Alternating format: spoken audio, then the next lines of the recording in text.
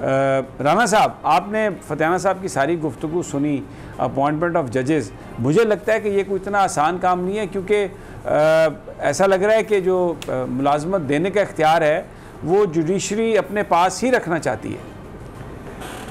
समी साहब देखें, बात ये है, मैं अपना ना आपकी इस बात से इत्तफाक नहीं करता कि जुडिशरी ऐसा करना चाहती है। फतेहाना साहब बड़े मोहतरम रुकन पार्लियामेंट हैं, लॉ एंड जस्टिस कमेटी के चेयरमैन भी हैं। ये जो कुछ भी जजेस की अपॉइंटमेंट का तरीक़ेकार है, ये जुडिशरी ने तय नहीं किया, ये पार्लियामेंट ने ही तय किया हुआ है। और मैं फतेहाना साहब की इस बात से इत्तफाक करता हूँ कि अब वक्त आ गया है कि हर जगह पर, हर इदारे में इस्लाहात हों। ख़ास तौर पर जो हमारे ये इंतज़ामिया और अदलिया जो है, इस हवाले से इस्लाहात की बहुत ज़रूरत है। समी साहब देखें, अदलिया में जजों के तकर्रर में ना तो बार की मुदाखलत होनी चाहिए, ना कोई सियासी मुदाखलत होनी चाहिए।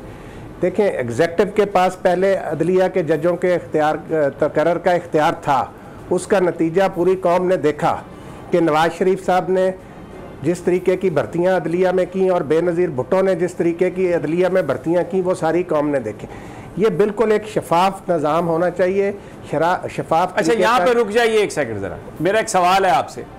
बिल्कुल ठीक है, नवाज शरीफ साहब ने उनको अदलिया ने बड़ा सब उनको उनके साथ सपोर्ट की, सब कुछ, लेकिन जब जजेस के पास सारा इख्तियार अपने पास आ गया तो दो रेफरेंस गया सुप्रीम जुडिशल काउंसिल में, एक इफ्तिखार चौधरी साहब का और एक दूसरा जो अभी रिसेंटली गया था। उन दोनों रेफरेंसेस में सुप्रीम जुडिशल काउंसिल को तो काम ही नहीं करने दिया गया, और सुप्रीम कोर्ट ने वो मुख्तलिफ पटिशन्स पर, मुख्तलिफ इश्यूज़ पर वो जो ऑर्डर जारी किए, उससे वो जो मामला था वहीं का वहीं वो ख़त्म हो गया सारे का सारा। तो फिर मुझे बताइए इसमें फ़र्क क्या दोनों में? नहीं समी साहब, यही तो फतेहाना साहब ने भी जो बात की है और जो हम भी बात कर रहे हैं कि शफाफियत जो है वो बहुत ज़रूरी है। ये जो दो आप ये कह रहे हैं ना कि एग्जेक्टिव के पास इख्तियार था तो एग्जेक्टिव ने इस्तेमाल कर लिया, तो जब जजेस के पास इख्तियार था तो रमदे साहब ने पूरे इफ्तिखार चौधरी साहब के लिए इस्तेमाल नहीं किया उसको? समी साहब, वही मैं अर्ज़ कर रहा हूँ, वो बात सुन लेना कि जहाँ तक सुप्रीम जुडिशल काउंसिल का ताल्लुक है, समी साहब, ये एक आइनी अदारा है। आइन के तहत सुप्रीम जुडिशल काउंसिल को इख्तियार है कि वो जजेस के ख़िलाफ़ शिकायत सुने। इस सिलसिले में रुकावट नहीं डलनी चाहिए। सुप्रीम जुडिशल काउंसिल को अपना काम करने देना चाहिए। सुप्रीम जुडिशल काउंसिल उस मामले को हतमी नतीजे तक लेकर जाए, उसके बाद फिर उसको देखें कोई क्या है, क्योंकि सुप्रीम जुडिशल काउंसिल कौन है?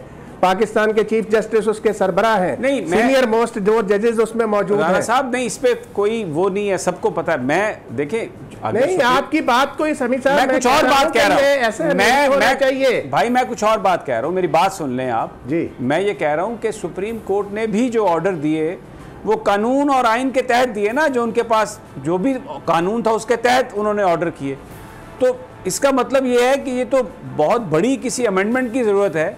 और फतेहाना साहब, ये बताइए कि आप आज कमेटी, स्टैंडिंग कमेटी में थे, वहाँ पर अपोजिशन के लोग भी होंगे, कोई कंसेंसस नज़र आता है आपको? दूसरी जमातें भी इस हवाले से आपके साथ चलने के लिए तैयार हैं? जी, मेरे ख्याल इस पॉइंट पे सारी जमातें और सभी मौजूद अरकान मुत्फिक थे कि जुडिशल रिफॉर्म्स होनी चाहिए, लोगों को इंसाफ मिलना चाहिए, और लोगों की हालत हमसे देखी नहीं जा रही, जिस तरह वो बेचारे रो रहे होते हैं इंसाफ के लिए और उनको इंसाफ नहीं मिलता, धक्के खा रहे हैं इंसाफ के लिए।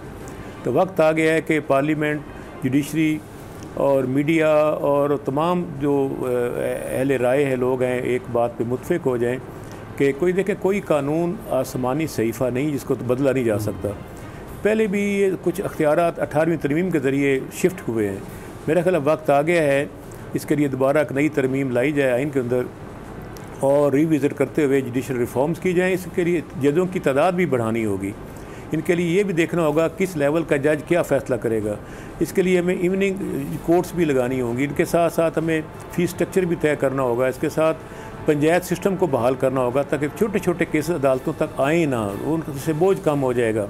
इससे पेंडेंसी जो है, जो इल्तवा है केसेस का, उसको भी देखना होगा। कि आप ये भी देखें कि हमने महसूस किया बहुत सारे क़वानीन में लिखा हुआ है कि इतने अरसे के अंदर फ़ैसला करना ज़रूरी होगा, जैसे ये यूरोपा के तहत, और बहुत सारे मामला, लंबी लिस्ट बन जाएगी, मैं उस पर नहीं आना चाहता। लेकिन उस पर भी अमल नहीं होता। ये एक टाइम फ्रेम होता है मुख्तलिफ क़वानीन में, उस पर भी अदालतें लोगों को इंसाफ देने में नाकाम रही हैं। तो मैं समझता हूँ का वक्त आ गया है कि सुपीरियर जुडिशरी को भी हमारे साथ हेल्प करनी चाहिए, क्योंकि वो भी पाकिस्तान से बाहर नहीं है और उनकी नीयत पे हमें कोई शक व शुबा नहीं। हम बहुत दिल से उनका एहतराम करते हैं। यकीनन जुडिशल रिफॉर्म्स में वो हमारा साथ देंगे और हम बैठ के पाकिस्तान के अवाम को फौरी, सस्ता और ट्रांसपेरेंट इंसाफ देने में भरपूर काम कर सकेंगे। और आइन का आर्टिकल 10A भी यही कहता है कि लोगों को ट्रांसपेरेंट मिलना चाहिए, इंसाफ और फौरी इंसाफ मिलना चाहिए। अलीना, आपका क्या ख्याल है? नून लीग इस मामले पे तहरीक इंसाफ के साथ बात करेगी, बैठेगी? देखिए बेसिकली अभी जो अपोजिशन, खासतौर पे हमने नून लीग की बात की, रियाज फतेहाना साहब यहाँ पे मौजूद हैं, वो लोग कह रहे हैं कि बेसिकली जो आने वाले चीफ जस्टिस हैं, खास चीफ जस्टिस की मैं बात कर रही हूँ, जो हो सकता है कि वो आने वाले चीफ जस्टिस हों, उस हवाले से वो ये कहते हैं कि जो रिफॉर्म्स हैं या जो ये तैनातियाँ जजेस की हैं, इस हवाले से बात की जा रही है, क्योंकि आने वाले इस टाइम पर ये हो सकता है कि बहुत से ऐसे केसेस जो PTI के भी पेंडिंग है वो टेकअप किए जाएँ। तो वो मेरा नहीं ख्याल, मैं ये समझती हूँ, रियाज फतेहाना साहब ज़्यादा बेहतर बता सकते हैं कि मेरा नहीं ख्याल वो तामुन करेंगे इस वक्त PTI के साथ। मेरा नहीं ख्याल ये है ऐसा कोई मामला। और नैब कोर्ट्स के हवाले से भी सर थोड़ा बताइएगा कि उनके क्या हालात हैं। 120 के करीब नैब कोर्ट्स बननी थी, वो कहाँ तक पहुँची हैं चीज़ें? जी मेरे ख्याल काफ़ी सारी कोर्ट्स बन गई हैं, मज़ीद बनाई जाएंगी। और इस सिलसिले में नैब का इशू वो भी उस पर भी काफ़ी कंट्रोवर्सी रही है। यकीनन नैब के कानून को भी और बेहतर करना होगा, उसको इम्प्रूव करना होगा। और एक दफ़ा एक सबसे बड़ा इशू क्या है, पोस्ट लेजिस्लेटिव स्क्रूटनी।